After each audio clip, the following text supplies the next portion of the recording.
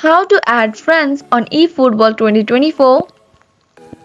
Hi everyone, welcome back to TechTube. I hope you all are doing great. So in today's episode, I will guide you on how to add friends on eFootball 2024. So to get started, first of all open up eFootball 2024 application and then you will be appear with this type of screen interface.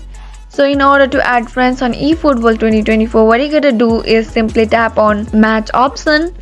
Once you have done it, tap on friend match and then go ahead and click on select match room. Now what you can do is in the match room number section, add the number of the friend that you want to match.